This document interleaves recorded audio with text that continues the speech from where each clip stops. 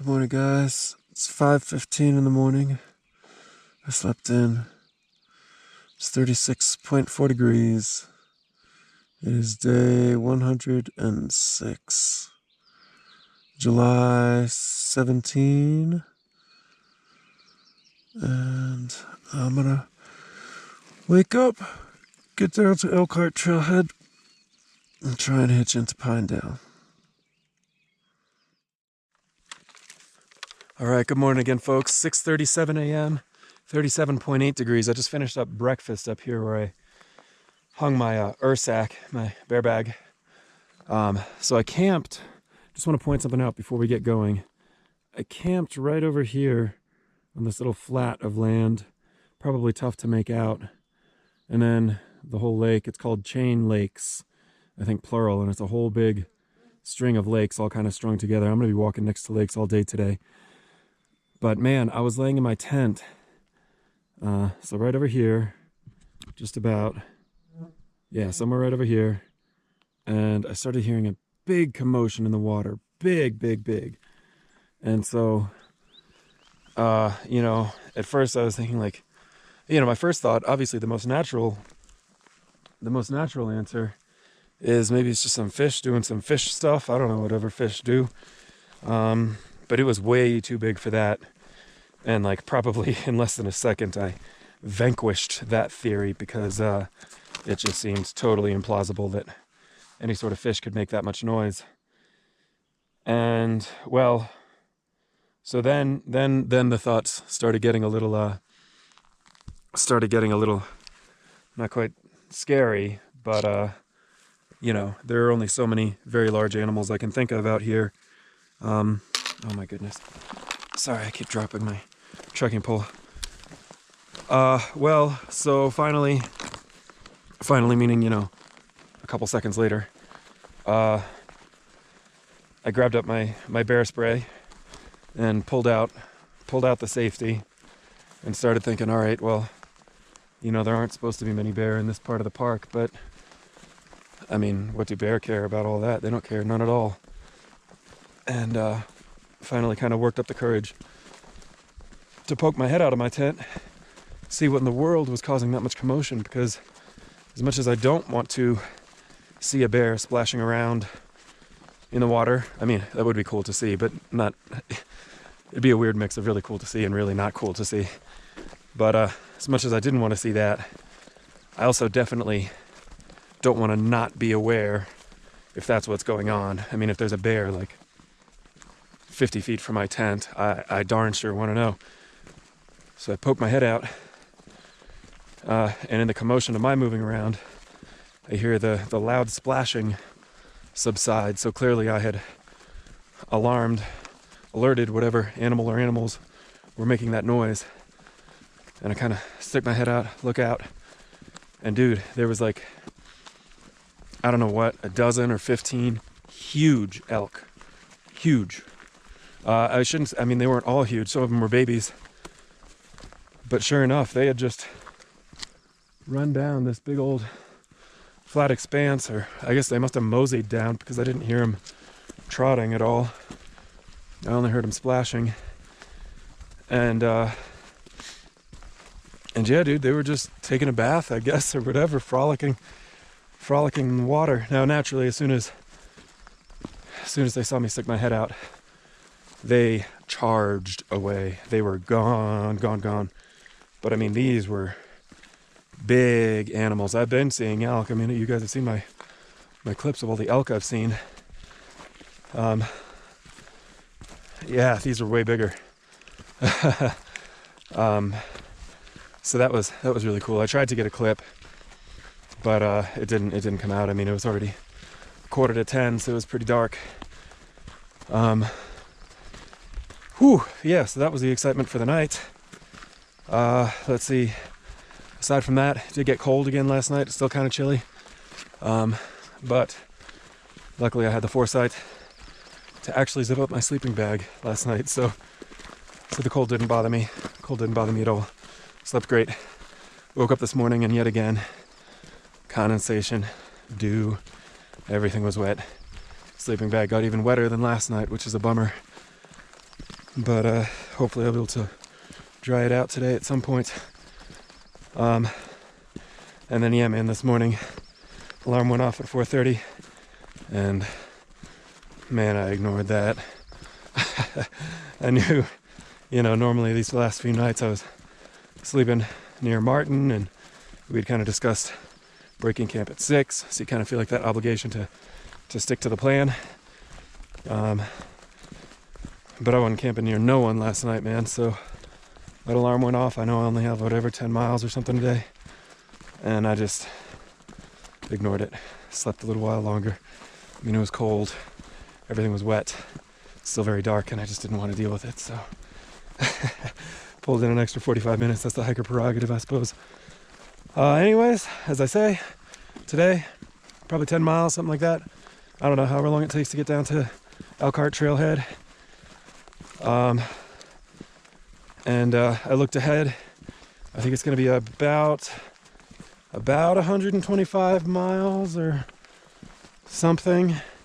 Once I get back to Elkhart Trailhead, it's going to be 125 miles to hike from Elkhart Trailhead back to the CDT, around Knapsack Col, down off Knapsack Col, west through the Grovant Wilderness, and into Jackson, aka Jackson Hole, but that's not really what the town's called, so I'm gonna call it Jackson. Oh, I also found out, I was talking about this town, Dubois. That's kind of like the next natural stopping point if you were to stay on the CDT instead of going to Jackson. Found out from a local, Dubois.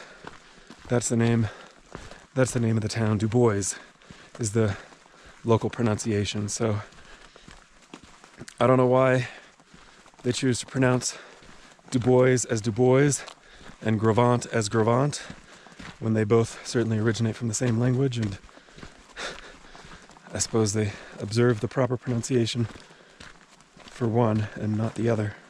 Whatever. Not my monkeys, not my circus. I will figure out how to cross this.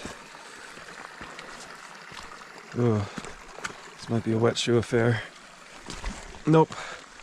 Cool. Anyways, we will get hiking. Long morning check-in. Talk to you guys later.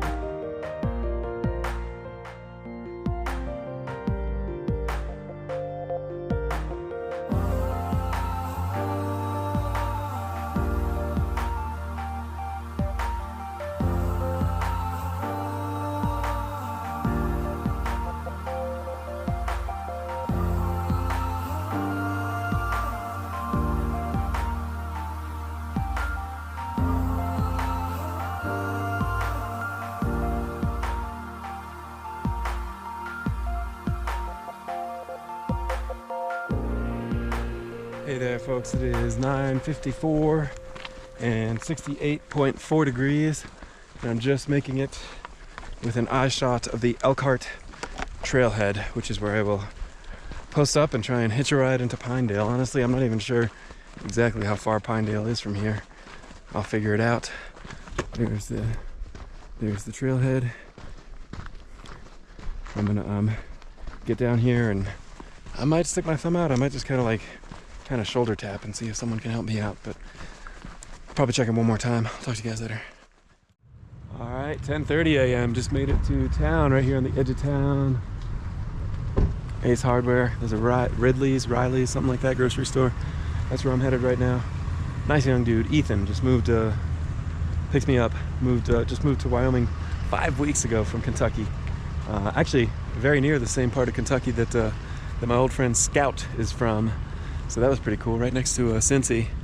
So yeah, scoops me up, had a nice little chat.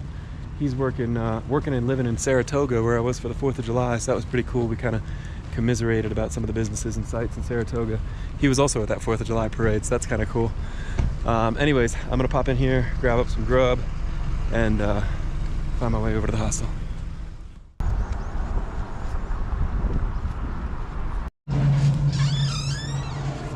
Alright, just got checked in over at the Jackalope Motor Lodge, the hostel here. So there's 2 bunk rooms. And I'm in bunk room 15. But I'll give you the tour before anyone else shows up. So it's actually a really nice hostel. Each of the beds is named after a peak in the Wind River Range. And those actually aren't tiny beds either. Those are decent size. So each room has 6 bunks. Each room also has, each bunk has its own little like put your pack there. So I'm gonna be in Temple, and then there's space below too. So that's pretty great. This is pretty cool. Definitely take some Ziploc bags and a fridge and stuff. That's great. Oh, I didn't show you the bathroom. Close this door. There is a washer out back too, like a washer and dryer for the laundry. There we go.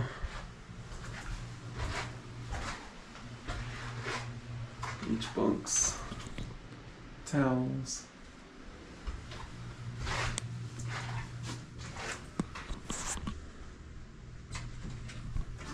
Shower. And then some old towels for cleaning gear. Pretty good.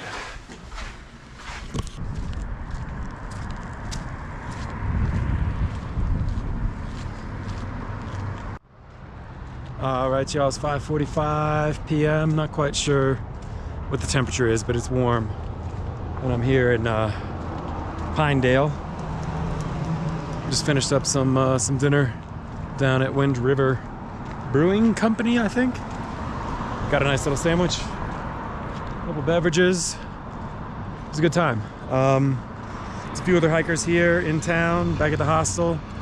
They include Diva, Wicket, let's see, Ponderosa, and I'm missing someone. Oh, I hate missing people. Icarus as well. Plus another few people. I did get a text from Martin just this afternoon. He's going to be hiking in this evening. I guess probably in another hour or 2. Should be arriving here to Pinedale to stay the night back at the bunk room. So I'll probably see him over there, and that'll more than likely be the last time I see him for, I don't know what, 5 days, 6 days, something like that, if we meet up in Jackson. Cute little town here, but this is going to be my final check-in of the night. I'm hoofing it back to the hotel, or excuse me, hostel, the bunk room that I showed you earlier. Just wanted to say hello, check in. I was able to bang out my resupply over at the grocery store as soon as I got into town, did that first thing, and then organized it all back over at the hostel. And man, I gotta tell you, like that Jackalope Motor Lodge hostel is really fantastic. Super comfortable, super clean. I mean, 40 is a little much for a bunk, but at the same time, I mean, it's a bunk with laundry and stuff included, and it's nice and tidy and everything. So really, all of a sudden, 40 doesn't seem too terribly unreasonable. And the grocery store honestly had a pretty great selection of protein bars and grub and stuff like that. So I was able to grab up 4.5 days worth of food to get me within spitting distance of Jackson, which is where, again, I'll be hanging out with my folks for a couple days, perhaps slack packing a little bit out of there, but we'll see how we go. Anyways, the only thing the grocery store did not have was Snickers bars. So there's this gas station here. I'm gonna pop in, see if we can get some Snickers bars, and then I'll get back to the hostel, keep uploading videos, all that business. And I'll check in with you guys tomorrow, man. Knapsack Cole, I'm excited.